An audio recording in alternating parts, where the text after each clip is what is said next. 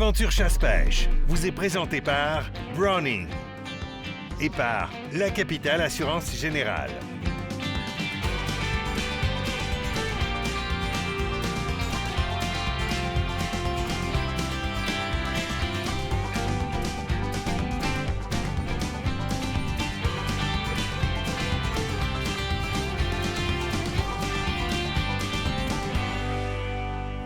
Hey, bienvenue à Aventure Chasse-Pêche. Cette semaine, je vous entretiens sur un petit allumeur de feu qui devient un outil de survie très intéressant que j'ai découvert du côté du SHOT Show cette année.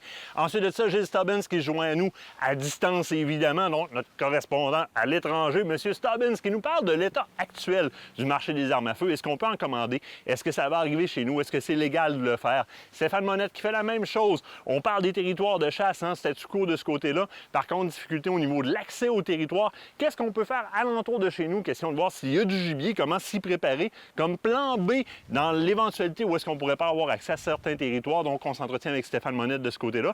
Puis, en toute fin d'émission, je vous entretiens sur un point sur lequel vous me posez beaucoup de questions. Vous nous envoyez des questions à savoir de quelle façon vous filmez pour faire vos chroniques web, pour filmer vos chasses par vous autres mêmes. Beaucoup d'entre vous veulent commencer à faire ça, faire de la chronique web, puis on veut qu'il y ait beaucoup de monde qui fasse des chroniques comme ça, question d'entretenir le marché sur, oui, les actualités, mais les techniques de chasse, vos réussites de chasse et de pêche, de trapage, de villégiature, peu importe. Donc, je vous entretiens un peu sur quel est le matériel de base avec lequel je peux faire ça. Est-ce que c'est nécessaire d'avoir une grosse caméra à quelques dizaines de milliers de dollars ou à quelques milliers de dollars, ou si on peut le faire avec le matériel qu'on a probablement déjà chez soi. Donc, en toute fin d'émission, je vous entretiens là-dessus. Les nouvelles de la semaine, eh bien, statu quo, du côté des territoires de chasse et de pêche. Nouvelle qui date d'environ 2 semaines, elle a fait de quoi? La chasse et la pêche vont avoir lieu, mais avec évidemment les restrictions qu'on connaît. La semaine dernière, on vous parlait de limitation de voyagement entre les secteurs, mais ça semble être un peu compliqué dans certains cas, à savoir quels secteurs exactement sont adjoints auxquels. Bientôt, on va vous communiquer vraiment soit une carte ou encore une énumération des différents secteurs. Et il ne faut pas s'arrêter aux zones de chasse et aux zones de pêche. C'est pas ça qui est la donne sur laquelle il faut s'arrêter. Il y a vraiment des secteurs, si on veut, socio-hygiéniques ou quelque chose comme ça qui ont été établis, qui regroupent certains territoires ensemble en Bellechasse, Capitale-Nationale, des trucs comme ça.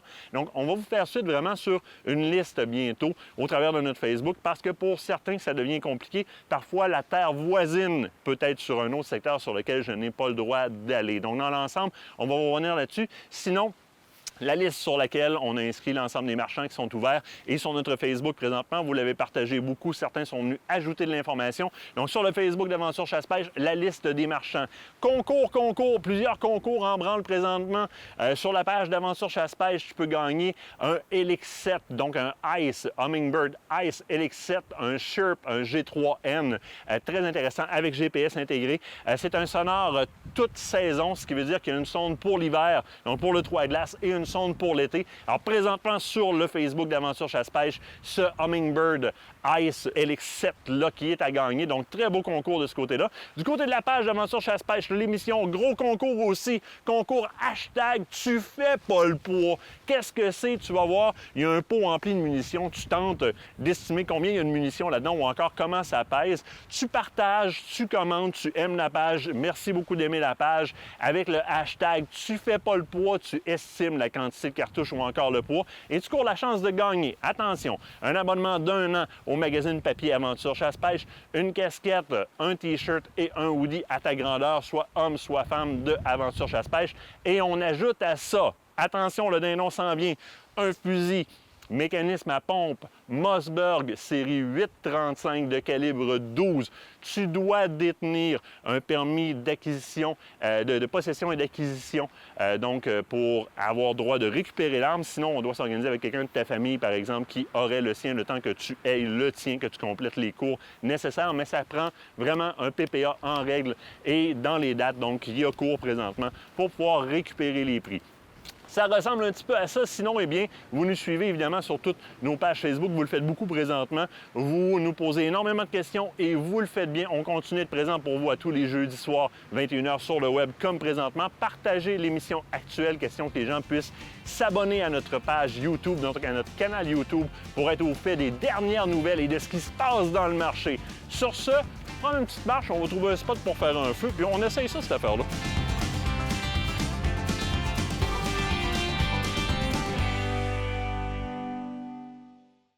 Cette partie d'émission vous est présentée par le groupe Thomas Marine, le plus grand inventaire d'embarcations Princecraft au Québec.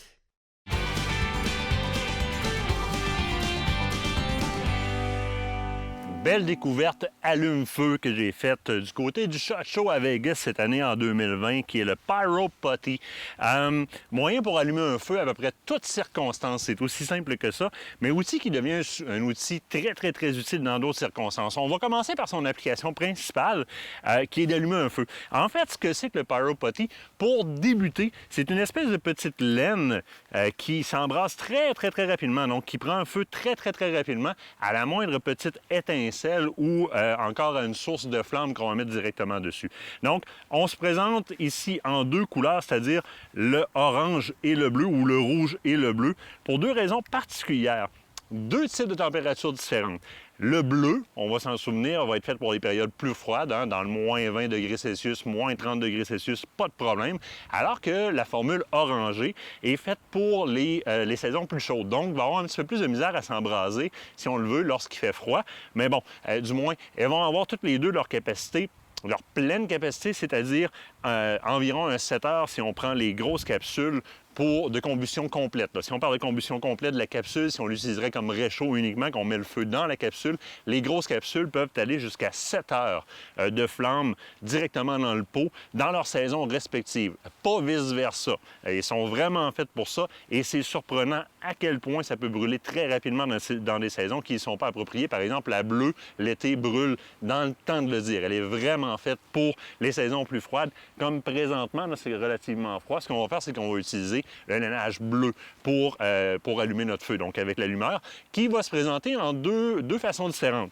La première étant la façon manuelle, un allumeur comme certains connaissent, c'est-à-dire qu'il va propulser des étincelles lorsqu'on va passer la petite rod dessus pour aller allumer la mèche. Celui-ci est fait avec un bouchon qui se dévisse, dans lequel on va découvrir une petite cavité qui est bien scellée. On a un petit pourtour de caoutchouc dans lequel on va pouvoir venir mettre notre allume-feu littéralement. Donc on peut storer de l'allume-feu dedans et on va tout simplement venir attacher l'outil qui me permet de faire les étincelles juste au bout ici, parce qu'il s'attache comme ça ici. Je ne l'attache pas parce que je le mets dans mon sac différemment.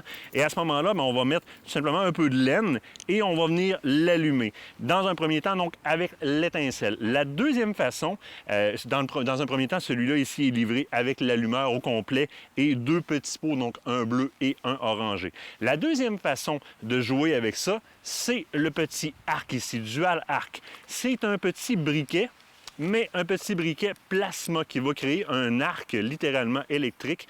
Donc, toute saison, qu'il fasse beau, qu'il fasse froid, on va littéralement ici venir, on voit le petit arc électrique là, qui va pouvoir allumer n'importe quand un petit bout de brindille sec ou encore cette potée-là. Il peut pleuvoir dessus, il n'y a pas de problème. Alors, c'est un arc électrique en X très efficace, je vais vous le dire. Ça allume assez rapidement à peu près tout ce qu'on veut allumer. Qu'il y ait du vent ou qu'il n'y ait pas de vent, ça va être efficace. Donc, dans les deux formats, c'est-à-dire les petits pots, les gros pots, l'allumeur manuel ou encore l'allumeur électrique.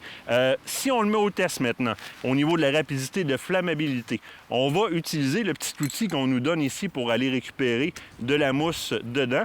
On va tout simplement venir se mettre un petit peu de mousse à l'endroit où est-ce qu'on veut venir embraser, donc là où est-ce qu'on veut littéralement mettre le feu. Je referme mon pot parce que, évidemment, si je mets le feu là et que ça tombe dans le petit pot, eh bien, c'est tout le pot qui va prendre en feu.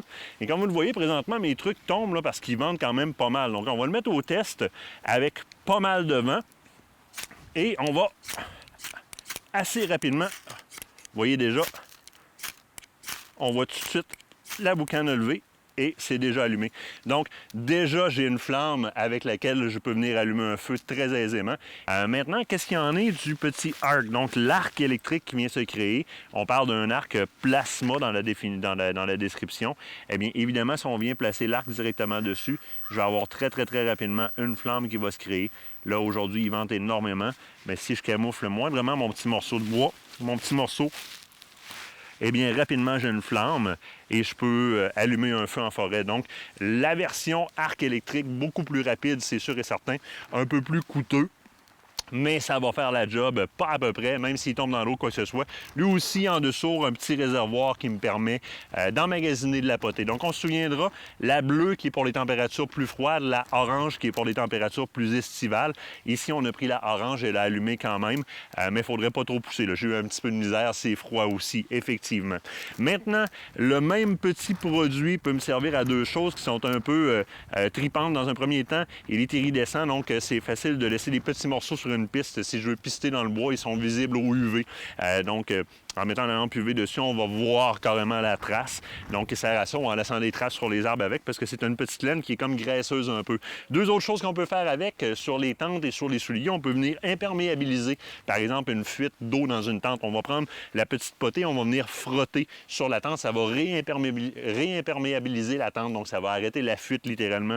Et sur des chaussures, même chose, il y aurait une problématique au niveau de l'étanchéité sur des chaussures de marche ou quoi que ce soit pendant qu'on est dans le bois. On peut venir réétancher la chaussure tout simplement.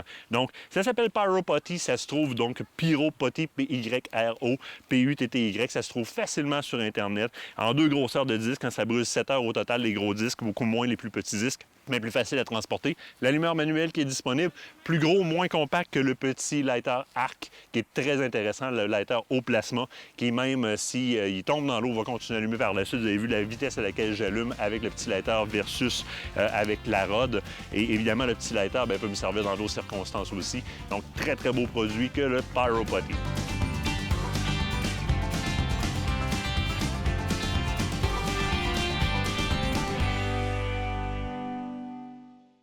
Cette partie d'émission vous est présentée par le groupe Thomas Marine, le plus grand inventaire d'embarcations Princecraft au Québec.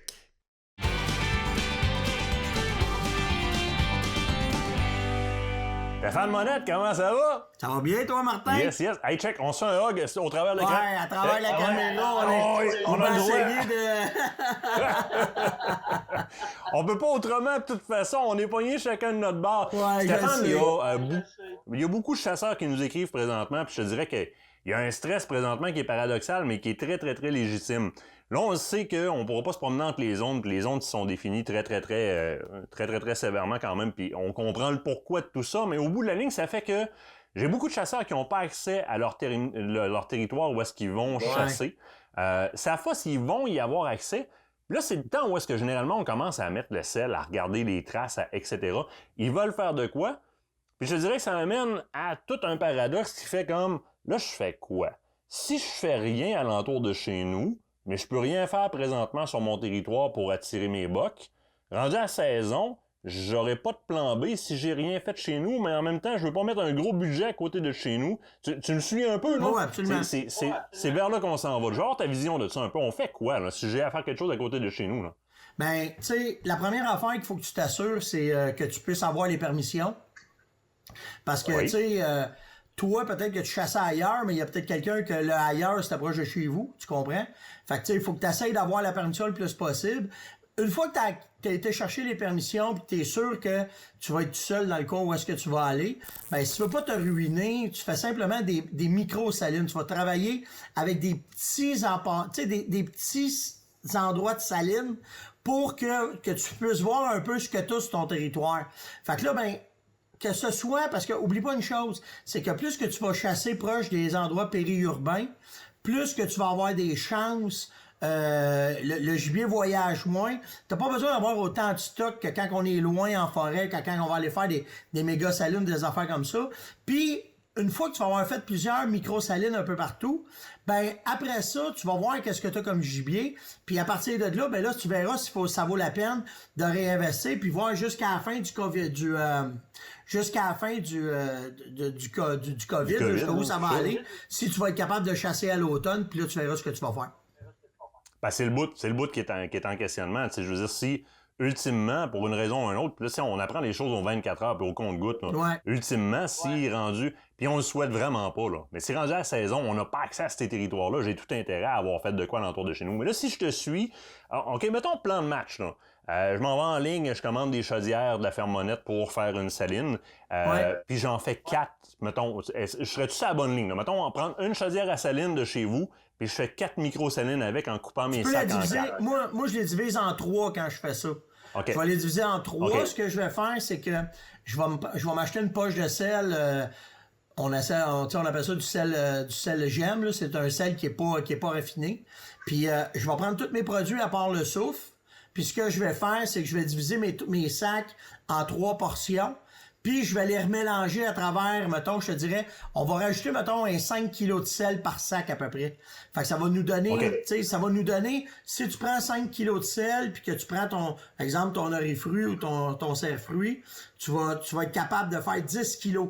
Avec un 3 kg, tu vas rajouter 10 kg de sel, tu vas le diviser en 2. Ça va t'en donner 2 à peu près. Puis plus les minéraux, c'est là que tu vas être capable de diviser tes affaires pour pouvoir aller chercher un 3 salines, tu sais, micro-salines que tu vas pouvoir faire. Tu divises ton jam en 3.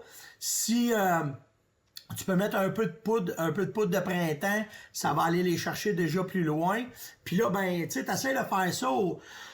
Excuse-moi, je te dirais, t'essaies de faire ça aux 200 mètres à peu près, 200-250 mètres. Mais tu sais, oublie pas une chose, ça veut pas dire qu'on va avoir ces territoires-là, cette grandeur de territoire-là. Fait qu'il faut vivre avec, là. Non. Puis tu sais, oubliez pas une affaire, là. C'est bien beau, Martin, vouloir avoir un grand territoire, puis là, bon, on va se ramasser probablement à travers plein de gens. L'analyse est beaucoup plus importante, là. Tu sais, c'est là vraiment que tes caméras de surveillance vont faire la différence. C'est là que, là, on a le temps, on a que ça à faire. Fait que, tu sais, si tu vas en forêt, tu sais, moi, souvent, je vais me promener alentour de où est-ce que j'ai le droit pour voir s'il y a des champs, s'il y a de la nourriture, s'il y a un paquet d'affaires qui va me donner plus d'indices, puis que quand la chasse va arriver, que là, je vais être capable de rentrer en forêt, puis d'avoir un bon plan de match, comment le faire. Mais oublie pas une chose, peu importe la grandeur, là, ça prend juste un arbre, être placé dans le bon arbre ou d'être assis autour du bon arbre pour pouvoir récolter. Fait que tu sais, les grands territoires... Non, mon secret, tu le dis... Ça va être les caméras de surveillance qui vont faire foi de tout. Oui, souvent, c'est ça. Puis comment est-ce que vous allez prospecter? Fait que, tu sais, là, on vit vraiment de quoi d'exceptionnel, puis ça va être vraiment de s'adapter à ce qu'on a. Tu sais, je le sais qu'il y en a, tu sais, les gars qui vivent, mettons, en Abitibi ou les gars qui sont en Gaspésie, ben, ils ont les territoires dans leur cours. Ben, eux autres, ça va moins les toucher, mais je pense plus aux gars de la ville. Tu sais, les gars qui restent en région de Québec, les gars qui restent dans la région d'Ottawa, les Ottawa, Hull ou même Montréal, ben là, il va y avoir beaucoup de monde à la même place. Fait que tu sais, ça va être très court. Il va falloir essayer d'être très courtois. Il va falloir essayer d'être certain qu'on se pilera pas ses pieds de personne. D'être sécuritaire. Tu sais, ça, c'est bien important. Mais après ça, ben les lignes d'odeur. Tu sais, moi, j'aime ça, là. Quand je me ramasse dans des territoires confinés, je vais travailler avec des lignes d'odeur. Je vais vérifier mes traces au sol, les couches, essayer de voir les dortoirs. Tu sais, on a le droit de prendre des marches, fait qu'au moins, on peut faire ça. Puis là, ben, toutes ces données-là, toutes les ramasser. Puis après ça, se dire, bon, ben, OK, à partir de ces données-là, je suis capable de faire de quoi, puis je suis capable d'avancer avec ça, là, tu sais. Tu sais, t'as dit courtois, puis je pense que ça va être un point qui va être super important parce qu'on va se souvenir qu'avant tout ça, il y a un nouveau plan de gestion qui est apparu qui me permet un deuxième chevreuil sur un deuxième territoire. Fait que déjà, il y a beaucoup de chasseurs qui étaient en démarche de trouver un deuxième territoire de chasse puis qui protégeaient jalousement leur premier territoire de chasse parce que souvent, ce qui se passait, c'est que c'est un échange qui se faisait avec un chasseur de l'autre territoire pour qu'il puisse venir abattre son deuxième sur mon territoire et moi vice-versa. Donc, ça a déjà créé une contingence, il y a déjà une organisation. Là, on tombe avec ce confinement-là en termes de région socio-hygiénique, où je me souviens pas exactement du terme, là, qui vient encore plus comme restreindre le choix. Fait que c'est clair que la courtoisie, ça va être la clé là-dedans. La courtoisie de faire attention aux spots des autres, puis de pas trop être conservateur non plus, c'est sûr et certain. Mais écoute, les caméras de chasse vont être un enjeu majeur parce que je veux interroger les yeux, les marches, aller voir les traces. Puis tu sais, en coupant un peu avec le sel, etc., mais je m'en vais pas d'un trop gros budget pour faire plusieurs spots, fait que ça devient intéressant. Prochaine question super importante parce que ça ouvre comme... C'est la première chose qui va nous péter dans la face, on va se dire comme ça, là. L'ours, écoute, il y a des territoires qui sont très connus pour avoir de l'ours. Là, tout le monde est en périurbain, en urbain. On peut accès à beaucoup de territoires. On va faire un 101, Stéphane, OK? J'ai jamais chassé l'ours de ma vie. Je vais mettre dans le pot quelqu'un qui a jamais chassé l'ours de sa vie. C'était sa première saison cette année parce que je veux vraiment qu'on fasse le tour. Puis là, je dois aller interroger le territoire alentour de chez moi à savoir, est-ce qu'il y a de l'ours? Est-ce qu'il y a un potentiel de chasse? Je m'y prends comment pour aller voir si ça en vaut la peine de mettre du temps puis de mettre une bête, par exemple? Ben, tu sais... Oui.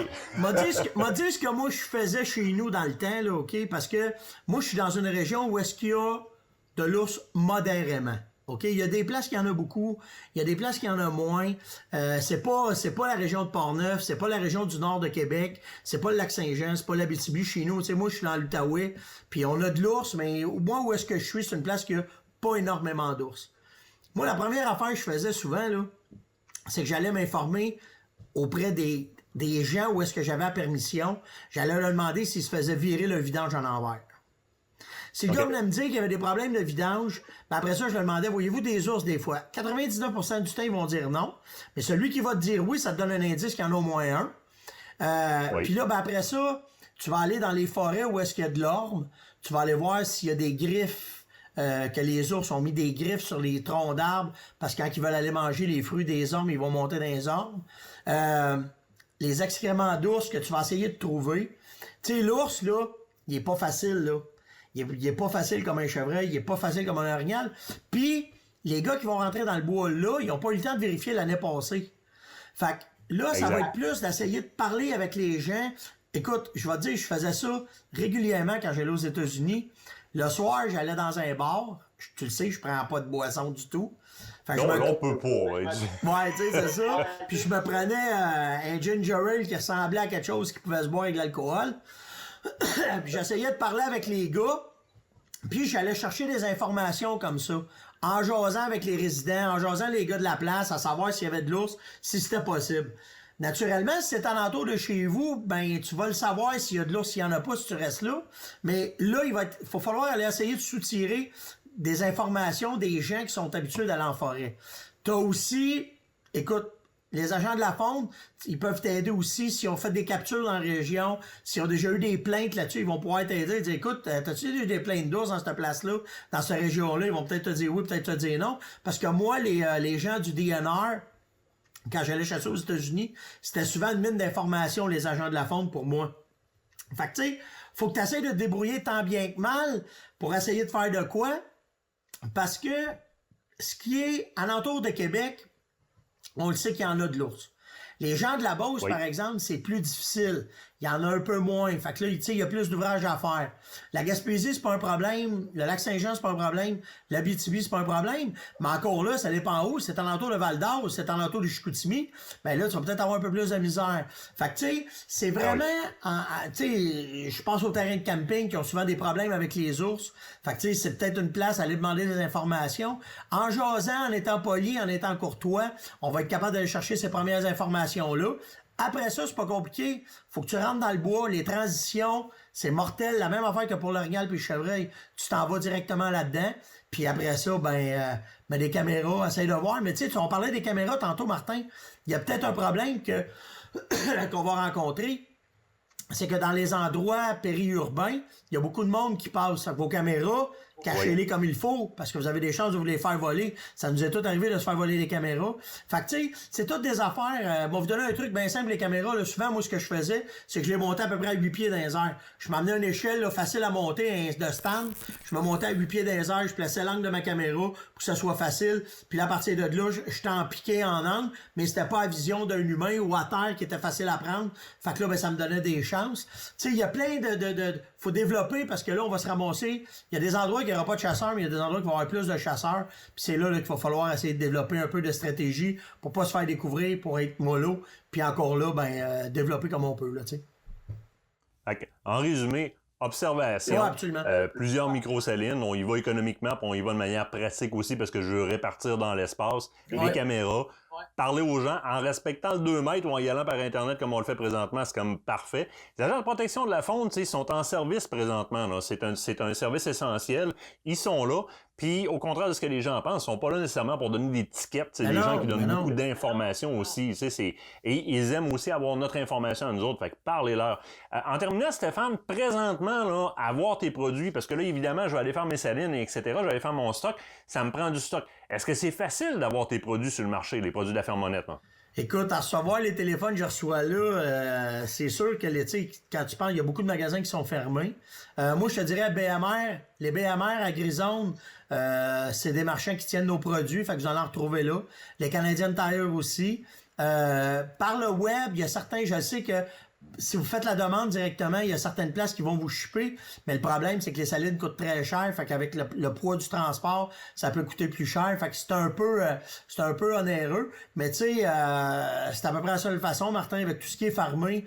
Il y a certaines boutiques qui offrent le service que si t'appelles, les gars vont te donner un rendez-vous, ils vont pouvoir te laisser le stock à l'extérieur, tu peux payer avant, fait que tu sais, il y a ça aussi que tu peux faire, mais chaque région est complètement différente, puis c'est un ajustement là, de chaque place, mais tu sais, essayez de rentrer en contact avec vos magasins, ça c'est sûr, c'est la première affaire, ça va aider beaucoup. Puis il y a certaines grandes places. Par région, Stéphane, si les gens te contactent directement par Facebook, tu connais tes marchands un peu. Oui. Si on t'envoie un message par Facebook, tu vas être à même d'orienter un petit peu plus les gens. Fait comme, tu sais, appelle un tel, t'as peut-être des chances. Oui. Puis il y a certaines places où on était capable de livrer, par Facebook. On va pouvoir enligner les gens.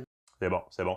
Stéphane Monette, mon gros nounours, un gros merci. Merci à toi, Martin. Merci d'être sorti de la tanière. Je trouve ça, c'est plate un peu qu'est-ce qui se passe. On est quand même chanceux, on peut profiter un peu de notre sport. Fait que allez-y prudemment. Prenez pas ça trop au sérieux cette année. Là, ça va être vraiment, là, prenez-les comme prendre une marche, mais amusez-vous. Soyez prudents, je pense que c'est ça qui va être important. Stéphane Monette, un gros merci. On se dit à la prochaine. Salut, Mike.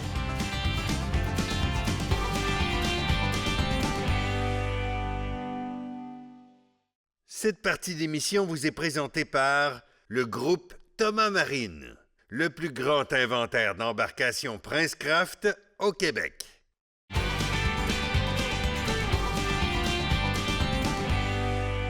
Hey, on est avec Gilles Stobbins de Mossberg. Gilles, comment ça va, toi? Ça va très bien, Martin. Merci, toi-même. Ça va super bien. Le confinement se déroule à merveille. Écoute, on fait même de la déco. Gilles, je t'ai invité comme ressource de l'industrie. Écoute, tu es chez Mossberg, mais tu es aussi un de mes bons amis qui, on va le dire, trade du côté des armes à feu. Et puis, je veux voir un peu ta version à toi. Comment ça va présentement dans le marché des armes à feu particulièrement? Je te dirais que ça va extrêmement bien. C'est drôle à dire. On a un boom partout au Canada dans les armes à feu. C'est pas pour dire une folie furieuse, mais beaucoup de gens s'enlignent à acheter beaucoup d'armes à feu. Fait que c'est pas juste une folerie du côté des Américains. Là. Il y a quand même beaucoup de gens qui présentement, on va le dire, il y a une certaine panique qui est embarquée. Les gens sont mis à acheter plein de trucs. Mais il y a aussi le fait qu'il y a beaucoup de marchands qui présentement sont en promotion, ça roule encore. Donc les Québécois ont non seulement continué à acheter, mais ont augmenté leur quantité d'achat. Mais la question qui se pose, et la principale, celle qu'on s'est posée beaucoup, c'est facile présentement pour un Québécois en confinement qui n'a pas accès à un commerce d'acheter des armes et des munitions? C'est encore très facile. J'ai 3 distributeurs, moi, avec qui je fais affaire au Canada. Les 3 travaillent avec la plupart je dirais pas la plupart, avec tous les marchands du Québec. Si je prends par exemple l'Archereau. L'Archereau va même ouvrir une nouvelle boutique à Gatineau. Présentement, il est en ligne. Il offre du transport gratuit sur certaines commandes. L'archereau.com, donc Daniel et Julie sont là à Gatineau. À Montréal, on a Dante Sport. Dante fait la même chose. Ils ont des promotions en ligne, donc tous les produits disponibles en ligne. Londero Sport, même chose. On parle de Tremblant Chasse à Pêche qui a ouvert un peu son magasin.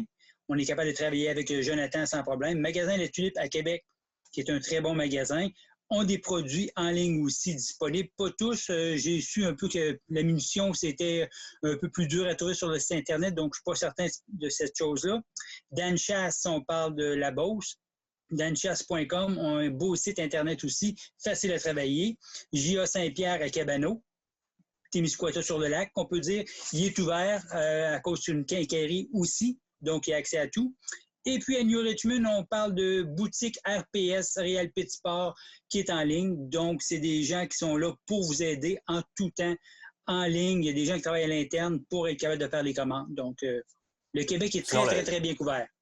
La majorité des pro-nature des cotons aussi roulent présentement. La question était surtout le fait que, bon, ça va pour commander une tente ou des appâts à dindon ou quoi que ce soit, parce que le dindon arrive comme là. Oui. Mais le questionnement des auditeurs, c'était vraiment au niveau de l'envoi des armes à feu présentement. Mais dans le fond, ça roule comme d'habitude. Je veux dire, en tout temps, dans le passé comme présentement, c'est sûr qu'on peut aller acheter une arme à feu sur place, mais ça se fait aussi par la poste sans problème.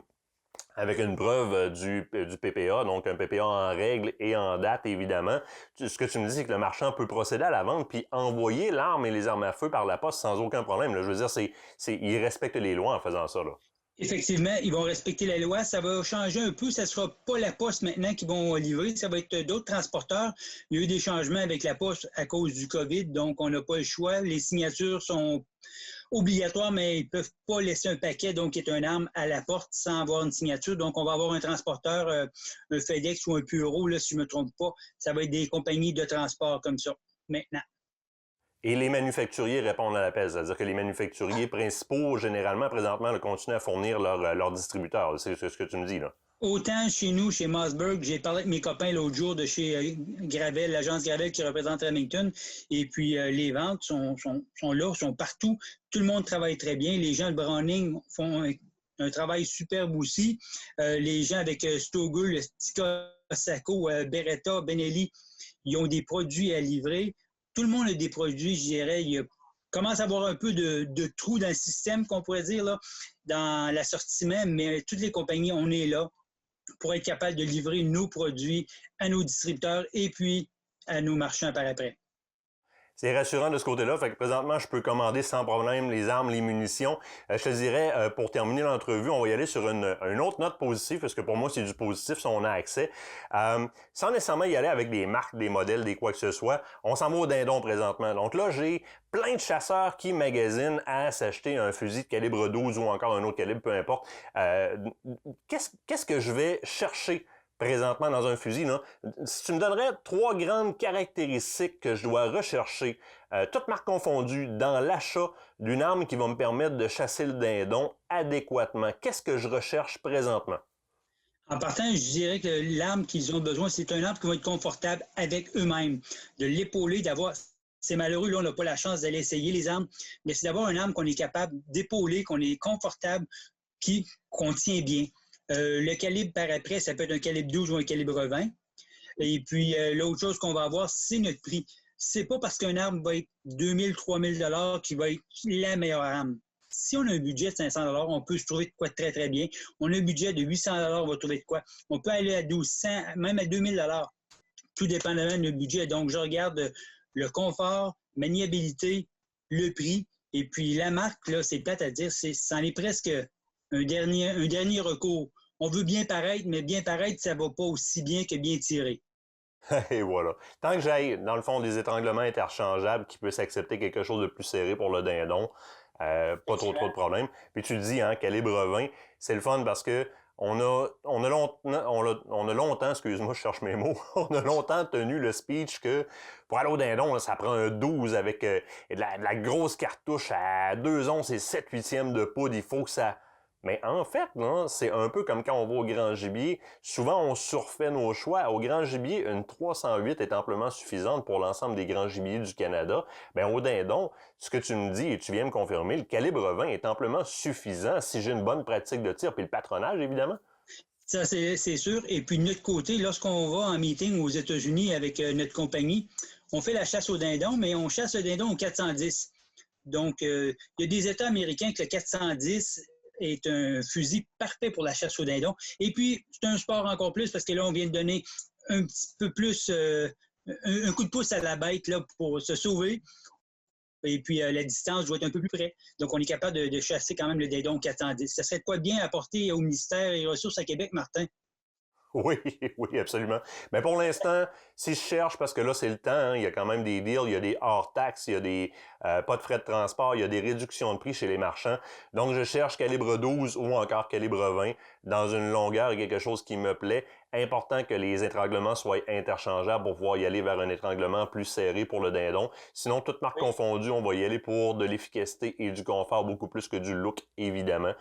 Écoute, c'est des bonnes nouvelles, Gilles, le fait que présentement, ça se porte bien. On peut commander, donc on répète, on peut commander les armes, c'est légal de le faire, ça prend un PPA, on va recevoir par la poste, pas par la poste, mais par transporteur, les munitions aussi. Puis tu me répètes que dans l'ensemble de la province, bien, il y a des marchands qui sont ouverts pour nous servir. Tout le monde est là pour vous aider. Et puis, c'est quoi que ce soit, il y a quelques personnes qui ont déjà mes contacts. Gênez-vous pas, vous pouvez nous rejoindre par Facebook ou Instagram. Vous avez des contacts, je vais répondre à vos questions. Et puis, si je n'ai pas le produit chez nous, chez Mossberg, je vais vous référer dans ce que vous avez besoin. Vous n'avez pas à vous en faire pour ça. On est là pour s'aider. On travaille tous ensemble pour un but, pour que tout le monde ait bien du fun.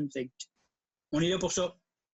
Entre-temps, je tiens à te remercier aussi. On a un beau concours présentement, j'en ai parlé en début d'émission, hashtag Tu fais pas le poids, dans lequel les gens doivent carrément estimer qu'est-ce qu'il y a comme munitions. Excuse-moi, je me tourne. Mais combien de munitions il y a là-dedans? Puis je dois dire qu'il y en a présentement qui sont proches. Il y en a même quelques-uns qui l'ont. Et dans nos prix, eh bien, on a un 12. Donc, et j'aimerais ça que tu m'en parles un petit peu. Le fusil qu'il y a dans ce concours-là, c'est le 8,35 à pompe en bois. Très beau fusil qui fait pour la chasse au dindon d'ailleurs. Il est parfait pour la chasse au dindon. Un 8,35, donc un 3 pouces et demi. Si quelqu'un va avoir la force de frappe maximale à aller chercher, il va avoir le 3 pouces et demi. Donc, comme fusil, très, très bien. Avec une chambre qui est ce qu'on appelle en anglais overboard, un calibre 10. Donc, une chambre qui est plus large pour avoir moins de déformation de plomb. Et puis, il va y avoir un très, très bon groupement pour le patronage du dindon. Là. Très, très bon fusil. Bon choix, Martin. Vous allez sur le Facebook d'Aventure Chasse-Pêche, vous estimez qu'est-ce qu'il y a là-dedans comme quantité de munitions ou encore le poids. On tag, hashtag Tu fais pas le poids. Merci à Mossberg, merci Gilles pour ton temps, c'est très très très apprécié. Vous savez maintenant, on peut commander les armes, les munitions, les etc. Toutes marques confondues sont disponibles, tout le monde travaille très fort. Toi et tes collègues faites une très bonne job dans l'industrie, Gilles. Tous les manufacturiers confondus. Je te remercie, je te dis bon confinement, puis j'ai hâte de te voir mon chum. Moi aussi, fin août, à la prochaine. Merci. Yes, on dit salut. Bye bye.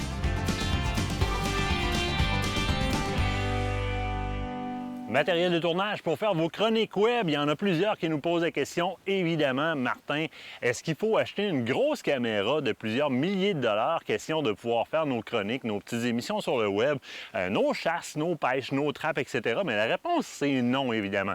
La caméra dans laquelle je vous regarde présentement, c'est une caméra qui vaut dans les environ 2-3 000 $. C'est une caméra que nous, on s'est permis d'acquérir. Question de... parce qu'on, première des choses, on fait beaucoup de tournages. Cette caméra-là en a vu, elle est tombée, elle a fait tout étant. C'est une caméra qui est robuste. Mais est-ce que c'est un besoin essentiel pour faire des tournages? Si on y va surtout en format tournage web, bien, la réponse, c'est non. Nous, on le fait parce que ces images-là vont régulièrement à la télévision. Et puis Nicolas, notre caméraman, a une caméra de beaucoup plus grande valeur, vous le comprendrez, lorsqu'on fait des tournages télé. Maintenant, si je me rapporte au web, eh bien, je peux aller vers le 4K, il n'y a aucun problème, même que je vais bénéficier énormément d'aller avec le 4K et on va clairer cette question-là tout de suite. Pourquoi j'irais vers du 4K dans une caméra alors que je veux le diffuser sur le web? Bien, 4K, c'est 4 fois la haute résolution à laquelle on est habitué, hein, le HD. Ce qui fait que si je prends, par exemple, une scène de chasse et que je ne suis pas bien centré, on va dire, par exemple, que l'animal est dans le bas à droite de l'écran et je voudrais aller zoomer dessus. Mais le 4K me permet de zoomer jusqu'à 4 fois et demeurer dans une résolution optimale, donc une résolution haute définition. Donc ça devient intéressant parce que ça me permet de me corriger. Maintenant, c'est sûr que ça donne quelque chose à l'image qui est particulier. Je peux diffuser à ce moment-là en annonçant que ma vidéo est 4K et au niveau, si on le veut, publicité ou encore marketing, bien, ça donne une certaine valeur. Maintenant, est-ce que j'ai nécessairement besoin de ça? Ben non, on peut commencer avec plus petit que ça. Maintenant, aujourd'hui, la majorité des caméras le font. Donc, il y a, oui, l'option de la grosse caméra qui est très, très bonne, mais l'option du téléphone cellulaire demeure encore une très, très bonne option. Et je vais revenir au téléphone cellulaire à la fin de la chronique, puisque c'est un outil qui peut me permettre énormément, avec l'achat de quelques petits accessoires qui vont me permettre d'utiliser un accessoire qui m'appartient déjà, donc qui ne représente pas un investissement supplémentaire, et d'en faire un outil de tournage et de vlogging, donc de blog vidéo numéro 1. Maintenant, évidemment, il y a les caméras d'action. Vous connaissez les GoPro. Il y a plusieurs autres versions de caméras d'action qui sont venues compétitionner GoPro sur le marché, qui sont tout aussi valables. Si vous avez appris à vous servir de GoPro et que vous savez les manipuler et faire le montage à partir de ces images-là, bien, continuez, ce sont de très, très bonnes caméras.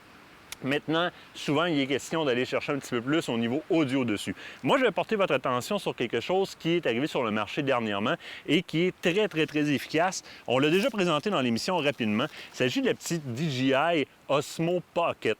Toute petite caméra qui est très, très, très efficace. Première des choses, c'est une caméra avec un stabilisateur, ce qui veut dire que lorsque je tourne la caméra, vous voyez, la tête demeure fixe. Alors, je peux faire des plans qui sont super agréables, très, très, très rapidement, en bougeant, et je vais demeurer très, très fixe. Donc, je vais pouvoir mettre beaucoup de dynamisme, si on le veut. Justement, je vois dans ma Osmo présentement la grosse caméra et ça reste très fixe. Et très, très rapidement, bien, je peux tourner la caméra en mode photo, en mode vidéo. Je peux rapidement l'amener vers moi. Question de tourner la caméra vers moi. pour en faire une vidéo de selfie si on le veut. La mise en route est très, très, très facile. C'est une caméra que je recommande. La résolution est très bonne. L'autre gros avantage aussi de cette caméra-là, c'est qu'on n'aura pas besoin d'avoir d'accessoires de sonorisation pour que la caméra soit optimale au niveau du son. Le micro est déjà très, très bon. Malgré qu'il se vend des adapteurs pour ajouter, par exemple, un micro de type shotgun qui va aller chercher le son un peu plus loin. Mais d'origine, là, question de se filmer soi-même avec cette caméra-là, on n'aura jamais, jamais de problème. C'est très, très, très efficace. Et il y a beaucoup d'accessoires qui existent pour la coupler avec mon téléphone, puisqu'il vient avec la caméra une petite fiche qui me permet de connecter le téléphone sur le côté. Le téléphone devient l'écran de la caméra. Alors là, très rapidement, sont apparus sur le marché des petites montures comme celle-là. Mon Dieu, il y a du foin après ma monture. Des petites montures comme celle-là qui me permettent de venir mettre la petite j'allais dire la GoPro, ça va bien, la petite DJI Osmo Pocket ici, et de venir saisir mon téléphone. J'arrive avec un assemblage où est-ce que mon téléphone et la Osmo Pocket sont sur un trépied et je peux les utiliser de manière excessivement stable, soit pour me filmer ou filmer un sujet encore. Si je barre l'écran, la petite tête, excusez-moi, l'image sur mon visage, cette caméra-là va me suivre aussi. J'ai fait quelques vidéos web dans les derniers temps où est-ce qu'on voit la caméra me suivre. C'est pas quelqu'un qui tient la caméra, c'est la petite DJI qui me suit tout simplement. La tête vire et elle suit mon visage. Donc, super intéressant au niveau des scènes d'action. Très peu coûteux comparé aux grosses caméras. C'est un beau compromis budgétaire, facile à traîner. Écoutez, c'est à peine plus gros qu'un crayon, c'est à peine plus gros qu'un briquet. C'est super intéressant.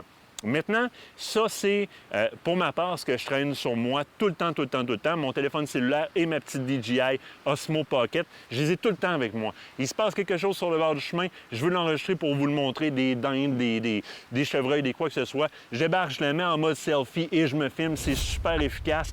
Vous avez vu des images de cette caméra-là à l'écran dans l'émission. Vous n'êtes même pas rendu compte de la transition entre la grosse caméra très, très, très coûteuse et cette petite caméra-là. Maintenant, tout ça, c'est porté sur des trépieds et on va parler des trépieds parce que ça me prend quand même un trépied intéressant, que ce soit une grosse caméra, un téléphone cellulaire ou encore la petite DJI. Tout va dépendre de ce que je viens fixer dessus. Les accessoires que je vais fixer au bout du trépied, il y a toujours une vis ou encore une plaque et je peux mettre à peu près ce que je veux pour tenir ce que je veux sur le bout d'un trépied. Vous n'avez pas besoin d'aller dans des gros trépieds très, très chers, là. Vous voyez ici, c'est un petit Vanguard qui a été payé pas cher dans un magasin de chasse et de pêche, qui est fait pour mettre à peu près n'importe quoi comme une caméra d'action ou encore un rangefinder ou une lunette de visée. C'est très efficace pour ça. Je peux filmer avec, il n'y a pas de problème. C'est sûr et certain qu'au niveau de faire un glissement, si on veut, la tête n'est pas très, très fluide comme les gros trépieds de caméraman, mais ça fait amplement la job. Les accessoires que vous voulez avoir aussi, eh bien, sont ces petits accessoires-là qui, des espèces de, on les appelait les gorillas. Ce sont des trépieds qui sont très, très, très ajustables, mais qui vont pouvoir aussi venir se tenir après une branche, après un arbre, pour pouvoir venir mettre une petite GoPro ou encore la DJI ou encore votre téléphone cellulaire, parce qu'évidemment, vous avez des fixations de type GoPro, caméra d'action comme ça, mais vous avez aussi des fixations qui sont réellement faites pour les téléphones cellulaires. Et là, je vais en venir au téléphone cellulaire. Ça aussi, c'est un trépied peut-être un petit peu moins coûteux, mais qui aussi vient facilement se courber alentour d'une branche ou de quoi que ce soit. Et le téléphone cellulaire, strictement qu'en étirant, on le glisse et cloque le téléphone cellulaire jam dedans, donc très efficace. Dans mon cas, ce que j'utilise et que j'apprécie beaucoup, et là, je te parle à toi, téléphone cellulaire, parce que je vais aller te chercher, c'est un petit bras. Regardez bien ça, ici, on le visse tout simplement. C'est un petit bras qui me permet plusieurs choses. Première des choses, là, je l'utilisais comme trépied, donc il était ouvert. Et ça, j'ai trouvé ça là, à quelques dollars sur Internet, là. Il était ouvert en format de trépied. Lorsque je le ferme, ça devient une baguette qui peut se rétrécir ou peut agrandir. Et à ce moment-là, eh bien, je suis capable facilement de me filmer et de me suivre avec ma baguette. Question d'avoir un peu d'action. Donc, une baguette qui n'a pas de stabilisateur dessus. Ça se vend aussi avec un stabilisateur du même type que le stabilisateur qu'il y a sur ma DJI, par exemple, que je viens de vous montrer. Donc, une tête stabilisatrice qui va suivre le mouvement et ça ne bougera pas. Mais essentiellement, là, je dirais que je la bouge quand même pas mal, là, et le mouvement est relativement fluide. Je peux faire des effets qui sont très intéressants. Le téléphone cellulaire, ça demeure votre outil principal si vous voulez commencer à vous filmer, honnêtement, de façon peu onéreuse. Et regardez bien, là, je vais juste le remettre en mode trépied. On va venir se le remettre comme ça et on va continuer à l'utiliser comme deuxième caméra. Et voilà, j'ai une deuxième caméra. Donc, j'ai 2 plans. Alors, au montage, je vais pouvoir faire, Nicolas, en ce cas-ci, va pouvoir faire un montage avec les 2 plans, parler à une, parler à l'autre ou parler à une pendant que l'autre me regarde de côté. Ça fait des effets qui sont plaisants. Vous voulez augmenter la qualité sonore? C'est très facile avec les téléphones cellulaires. On va trouver la compagnie Rode, entre autres, et plein d'autres compagnies font des petits micros. Faites attention lorsque vous commandez les micros. Les connecteurs sur les téléphones cellulaires de type Android ne sont pas les mêmes que sur les caméras. C'est des connecteurs de type TTL, je ne me trompe pas, ou TLL. Mais assurez-vous dans la description de ce que vous commandez que c'est vraiment fait pour un téléphone cellulaire. Alors ici, j'ai un micro-cravate un peu comme celui que je porte présentement qui est connecté sans fil avec la grosse caméra, de très bonne qualité, qui va me donner un son tout simplement en venant connecter derrière le téléphone cellulaire et ça devient mon micro, je le mets en micro-cravate. C'est très, très, très bien. Maintenant, si je veux augmenter un peu la rentabilité, si on le veut, de ça, si je veux tourner avec 2 personnes, eh bien, il se vend des petits bidules comme ça ici qui vont me permettre, en le connectant dans le téléphone cellulaire, de connecter 2 micros sans fil comme celui que j'ai dans les mains et un casque d'écoute. Ce que ça va faire, c'est que je vais pouvoir me filmer en double. Donc, je peux faire une entrevue littéralement avec mon téléphone cellulaire. Alors, ce sera facile à ce moment-là de tout simplement empoigner la baguette, curver le téléphone cellulaire vers moi, le pencher vers moi et faire mon entrevue avec 2 micros grâce à ce petit adapteur-là. C'est Rode aussi qui le fait. Si je ne me trompe pas, présentement en ligne, la maison Adam, entre autres, livre et a énormément de stock dans ce genre-là. Gosselin Photo à Québec aussi livre et a beaucoup, beaucoup de stock dans ce genre-là. Donc, c'est le temps d'aller voir un peu les différents accessoires pour pouvoir vous filmer. Et je vous le dis, là, honnêtement, lorsqu'on me demande, Martin, avec quoi je me filme? Ma première réponse, c'est le téléphone cellulaire. Aujourd'hui, avec les Samsung, on a les S10, le S20 vient tout juste de sortir. On a 3 objectifs dessus. Un objectif standard, un peu plus style téléphoto, si on le veut, un macro et une lentille grand angle dessus. Donc, je peux m'amuser à faire des effets en masse. Présentement, je suis en mode selfie avec mon téléphone cellulaire. Je ne suis pas avec les lentilles principales et je suis quand même capable d'aller chercher une résolution qui est très intéressante. Ce qui fait que ça devient l'outil idéal et c'est le premier que je suggère. On me demande avec quoi tu filmes, avec quoi je peux filmer mes chroniques. Ma réponse à ça, as-tu un téléphone cellulaire? Oui, bien c'est bien en masse. Mets-toi un bon éclairage, mets-toi un bon micro et avec un téléphone cellulaire, je vous le dis qu'on peut aller loin en tabarouette en chronique web ou à faire des démonstrations de chasse, de pêche, de trapage ou peu importe ce que ça vous tente de faire, du vlogging ou peu importe, devenir célèbre et vendre vos vidéos. Ça reste à voir. Maintenant, c'est tout pour cette semaine. J'espère que ces conseils-là vont vous avoir été utiles. N'oubliez pas que vous pouvez venir nous parler à moi, à Kate ou encore à Nicolas au travers de Facebook. On répond très, très, très rapidement. Il y a le Facebook, évidemment, l'Aventure Chasse-Pêche, l'émission Aventure Chasse-Pêche, le magazine, sur lequel je vous rappelle qu'il y a 2 gros concours présentement, donc on veut vraiment aller les voir. Et nous, on se revoit la semaine prochaine avec plein de nouvelles affaires encore dans le bois et avec des nouvelles, évidemment, sur tout ce qui se passe par rapport à COVID-19. Sinon, bien, sur nos Facebook, on vous tient au courant de tout ce qui peut se passer entre-temps s'il y a des nouvelles qui tombent avant qu'on tourne l'émission. Et n'oubliez jamais que l'émission que vous voyez présentement a été tournée plus de bonne heure dans la semaine. Il se peut que certaines consignes aient changé. Ça change aux 24 heures. Les mises à jour sont sur Facebook. Cette émission-là est tournée d'avance. Donc, il peut y avoir eu de nouvelles consignes. Sur ce, je vous dis à la semaine prochaine. Aventure Chasse-Pêche vous a été présenté par Browning et par La Capitale Assurance Générale.